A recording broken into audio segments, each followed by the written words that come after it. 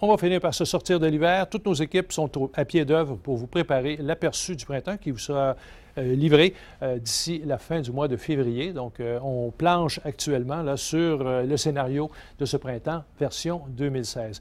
Pour y arriver, évidemment, on doit considérer ce qui se passe. On sait qu'on a eu un hiver, pas d'hiver, mais dans les derniers milles, on a vu des chutes de neige. Donc, il semble y avoir une petite retenue là, vers la fin de la saison. Donc ça, il faudrait quand même en tenir compte. Des tempêtes de neige, oui. On a eu aussi des vagues de froid un petit peu tardives. Donc, ce sont des éléments dont il faudra tenir compte. Par ailleurs, on regarde les éléments météo majeurs qui ont marqué notre hiver. Donc, le fameux blob, tache d'eau chaude sur l'océan Pacifique, qui a été un peu plus faible cette année, ce qui a fait en sorte que la chaleur n'était pas mobilisée sur l'ouest canadien. Maintenant, ce qu'on a eu aussi, c'est le vortex polaire, donc la tache de froid qui s'est maintenue, qui a été un petit peu gênée, qui s'est retenue au nord une bonne partie de l'hiver. Les incursions vers le sud étaient quand même beaucoup plus rares, ce qui nous donne donc un hiver qui a été particulièrement exceptionnel. Donc ça, c'est un autre élément dont il faut considérer afin de planifier l'aperçu du printemps. Et forcément, puisque le froid a été assez discret, l'influx du sud a été dominant, alors ce qui a ouvert la porte à des perturbations qui étaient tempêtes de neige, mais qui basculaient souvent en pluie.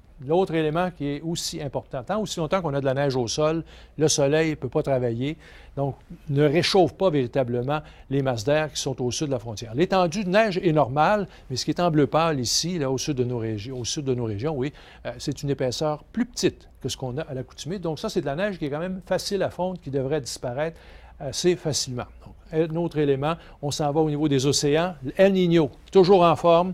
Encore une fois, une grosse tache de chaleur. Ça joue un rôle sur notre hiver. Ça va continuer à jouer un rôle pour la saison printanière. Puis on regarde aussi ce qui se passe au-dessus de l'océan Atlantique où, pour une bonne part, on a des températures de l'eau au-dessus de la normale. Les glaces maintenant. Autour du pôle, c'est plus petit que la normale. Sur les Grands Lacs, c'est également plus petit que la normale. Ce sont des éléments importants qu'il faut considérer quand on planifie l'aperçu du printemps. Et on regarde les années analogues. El Niño, ça nous donne plus souvent qu'autrement des printemps qui sont doux. Alors, qu'est-ce qui va arriver? On vous le révèle le 29 février.